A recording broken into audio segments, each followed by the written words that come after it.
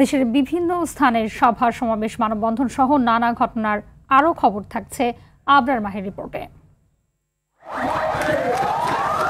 বরিশালে Sherebangla medical college হাসপাতালের অব্যবস্থাপনা এবং স্বাস্থ্য খাতের সংস্কারের দাবিতে দ্বিতীয় দিনের মতো নগরীর নথুল্লাবাদে অবরোধ করেছে আন্দোলনরত ছাত্র জনতা।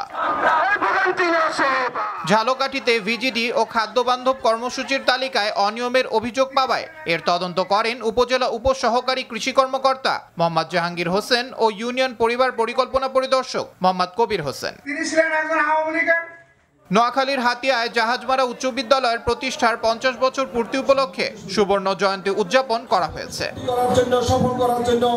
যশোর সীমান্তে অভিযান চালিয়ে মাদকদ্রব্য এবং অবৈধ চোরাই মালামাল আটক করেছে বিজিবি।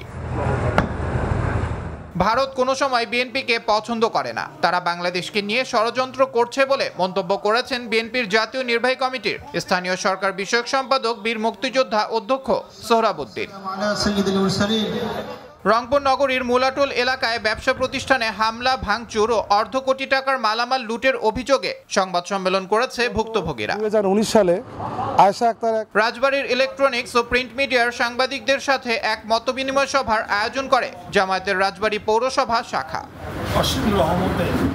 নরসিংদীতে অবসরপ্রাপ্ত সেনা সদস্যদের জড়িয়ে মিথ্যা ও গুজব ছড়িয়ে উদ্দেশ্য প্রণোদিতভাবে মানহানি করার প্রতিবাদে সংবাদ সম্মেলন করেছে ভুক্তভোগী দুই সেনা সদস্য নজরুল ইসলাম ও জসিমউদ্দিন। এবং মাদারীপুর চরমুগরিয়া এলাকায় মা বাবার ইচ্ছে পূরণে ফ্রি চিকিৎসা সেবা কার্যক্রমের উদ্বোধন করেছেন বিএনপির কেন্দ্রীয় সহশিক্ষা বিষয়ক সম্পাদক হেলেন জেরিন খান। আবরার মাহি, RTV।